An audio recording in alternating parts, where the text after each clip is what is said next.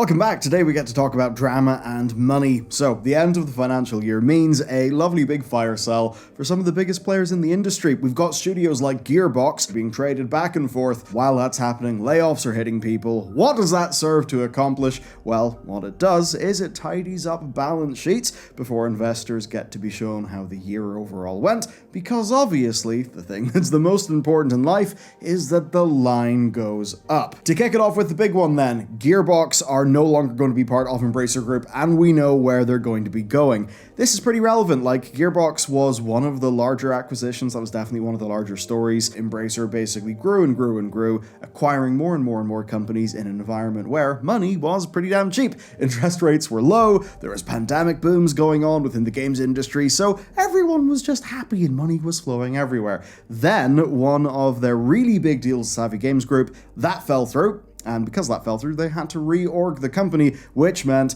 dead studios, divestments, and layoffs. So what's happened here, and what's been confirmed far more recently, is Gearbox is gone, and they have been acquired by Take-Two. Now, this was previously reported to be in the works, but now it is confirmed that they are being sold to Take-Two Interactive, and of course, that makes loads of sense. Take-Two have worked with Gearbox before. I mean, take Borderlands, right?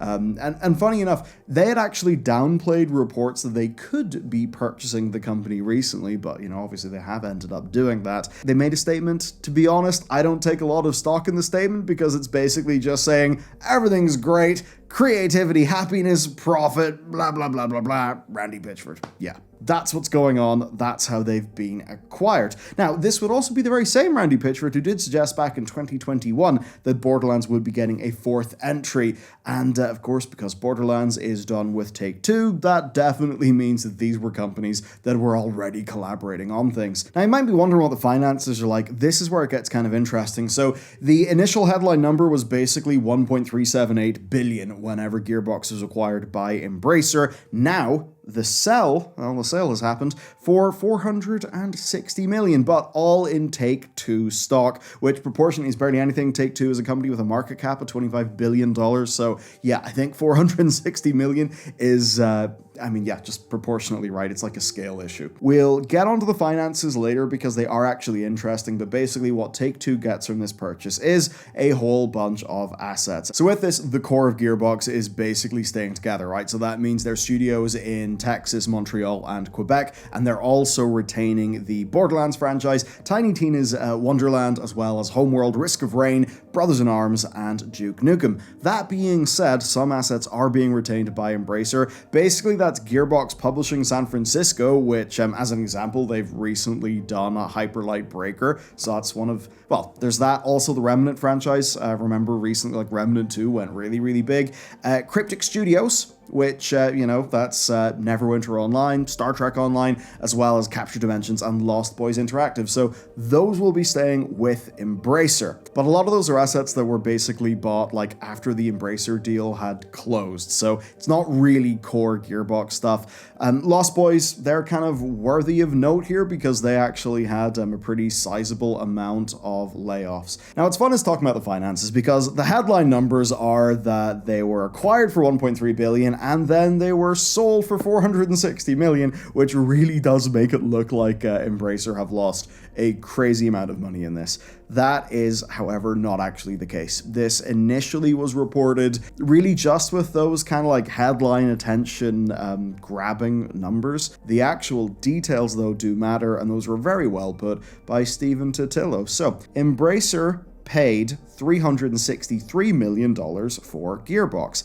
half in Embracer stock. The $1 billion that was tied to targets over 6 years. They bought them for $363 million. Half of that was in Embracer stock. Now, Take-Two is paying in new stock, and Steven says that Embracer post-fee stock sales expects $300 to $330 million in cash, which, for them, would be pretty damn sweet. That said, this deal will not be closing until 2025, and that does mean that Embracer could still benefit from any Gearbox back catalog sales sales. As an example, that falls within when the Borderlands film is going to be coming out. And then also, the stock they get will be issued and then cashed out in 2025. Now, 2025 is a year where people are potentially expecting GTA 6 to be dropping, which I've got to imagine will inflate Take-Two's stock price a little bit. But effectively, what we've got here is Gearbox going back to being Gearbox, just that this time they are owned by Take-Two, who were previously their long-term publishing partner. Next then, Thunderful, which, to be honest, you probably don't know, but I think you've probably seen the SteamWorld games. I mean, SteamWorld Build was the most recent one that came out. There's loads of them, though, right, in the sort of SteamWorld franchise. This is a story of... It's a story of trying to go big and that really not working out. So, they announced that they would be restructuring and then laying off 20% of their workforce in January, and now they're basically ending the year, the fiscal year that is, by just trying to claw back even more cash. Now, where they end up being, I think, newsworthy is they were doing the SteamWorld games, but they very much upscaled and now are having to downsize. Essentially, they've done a speedrun of that, and this all kicked off with acquisitions and an IPO that were all happening during a very, very strong bull market. That didn't exactly go amazingly. So what they're doing now is they're getting rid of a whole publisher-developer subsidiary, and they are taking a hell of a write-down. They're going from a purchase price of 11 million euro in 2021 to a sale price of 500,000 euro, which, yes, will sting. But of course, like so many of these deals, when you look into the specifics, it just gets more interesting. This was called out by GameIndustry.biz. So basically, the holding group that is buying Head Up, which is the publisher-developer subsidiary they're selling, that holding group is controlled by the founder and CEO of Head Up, right? Who also is Thunderful's vice president of production. And if that seems very familiar to you, it's actually quite similar to the whole Saber Interactive story that happened recently, where the founder, Matthew Karch, used his board position at Embracer to basically negotiate the company away, and things were done with stock, and bam, the deal happened. What this does mean, though, is that the Bridge constructor, developer, and publisher will be returning to their indie roots, hopefully with a minimal impact to their work. This deal will, though, see a revenue share of up to 300,000 euro going to Thunderful, pending the success of an unannounced title that I imagine they've, obviously have got financial interest in. And then also, Studio Fizbin, The Inner World, they will be separated from Head Up and will remain at Thunderful. So, there are some benefits, I suppose, for Thunderful through their 2-year relationship there, but almost certainly not enough to make up for like the loss and the chaos.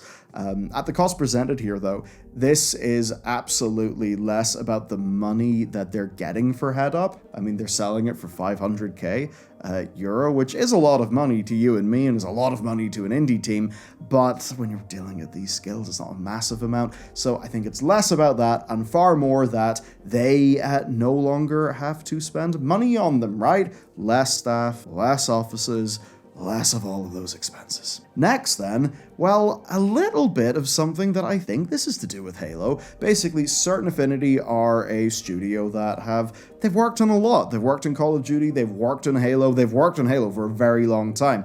They've laid off 25 US-based staff, which is about 10% of their overall headcount. And yes, while that's not a humongous amount, it's literal decimation, first of all, like definitionally, but also it's something they've never had to do in their 17-year history. And that's basically the thing. This was a well-regarded support studio that had done good work over time through Halo, Call of Duty, other things as well. Most recently, the rumor mill had them making some sort of Halo thing. I mean, the rumor mill was that at one point it was a battle royale. I mean, Halo battle royale, I could actually see that sort of thing working.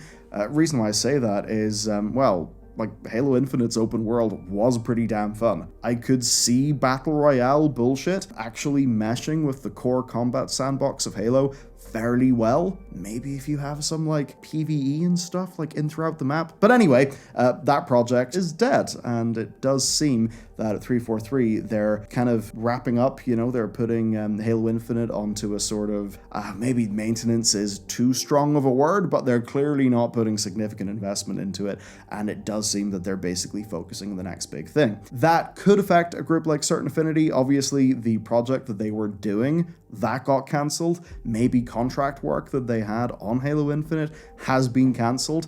And as for why, their CEO made it pretty clear. He said there are multiple factors, most significantly is an industry-wide slowdown in funding of new lead and co-development projects and the reluctance of third-party investors to fund games or game companies. This has made it exceptionally difficult to sign new work or secure other forms of funding. And that is what is going on in the industry. Absolutely. Every indie dev that I know basically will say that. There's a reason why a lot of companies are going down, going under. We've seen plenty of indies who have just consistently had not the biggest successes in the world, but who have been doing grand, who have been talking about basically third-party, you know, publisher interest, that really dropping off, it being harder to sign deals. We've also seen larger groups, like I believe even recently Devolver, talk about that as well. So yeah, if the money supply is tight, things are going to be more challenging. Ultimately, there are probably lots of companies who were pretty overstaffed, bloated, who probably are being forced to trim down now,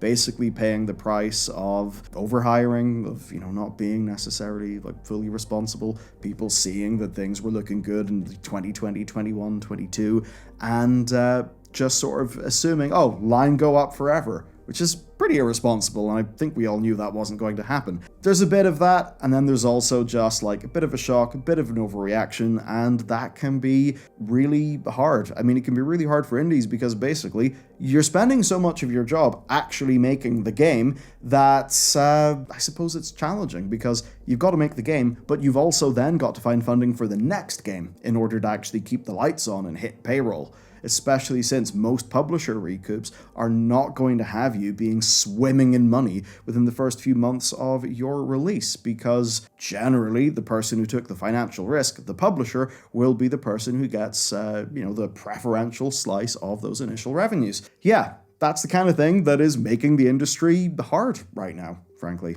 Now, as for what they themselves are doing, well, we know that they're on their own FPS game called Loro. We don't really know much else there. They were reportedly making a standalone Halo project, and they're co-developing Exodus. Exodus is basically a ex-BioWare staff-formed game. The company is called Archetype Entertainment, and the reveal is basically, okay, it's a Matthew McConaughey vehicle with heavy Mass Effect vibes, which, to me, I'm like, all right, dope. That sounds pretty cool. But anyway, will it work? Will it not? We just do not know, but they have felt the pinch. The final thing then is Nintendo restructuring their North American workforce. Certainly something. There's a lot of reporting basically swirling around saying that Nintendo are planning a wave of layoffs, about 100 people. It's unconfirmed, and it's in their testing centers in North America. Now, basically, they rely pretty heavily on contractors for that kind of work, so these layoffs basically just represent a bunch of contracts not being renewed. Now, in a way, that's not all bad news, because a number of them are actually going to be taken on as full-time employees, and any contractors that are let go actually are getting severance and other assistance. So it is actually better than the usual treatment. When things get fascinating, though, and certainly more directly related to the games, is the potential why here. So, according to contractors, the reason why is they don't really have things to test. Basically, there's a lull in Nintendo first-party games, and in spite of the Switch follow-up being rumored for this year, there's now suggestions of Q1 2025, and they have not been testing it. They haven't been testing anything for it. And then even stranger, the employees who are being converted to full-time are being moved out of software testing entirely. So, bit of a weird one. We don't exactly know what's going on. Certainly, if you've got a Switch 2 and you don't really have a lot of new games, that could be a bit of a tricky thing. That being said, the Switch still is selling really well. And often it's not like with PC games. I mean, you get a new graphics card, great, now you can run your games at 120 frames.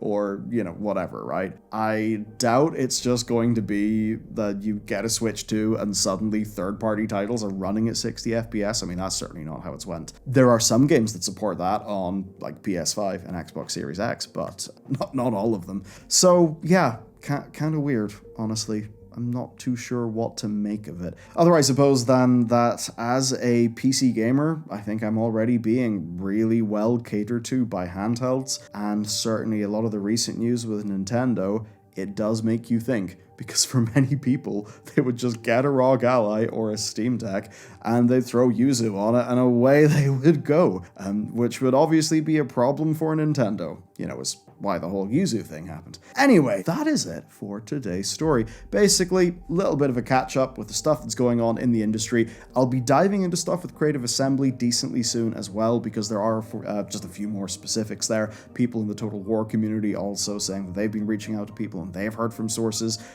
seemingly in many cases like similar sources to the news about Creative Assembly last year, which certainly is up my alley. Anyway, that's it for today's video, and of course, I'll see you back here tomorrow.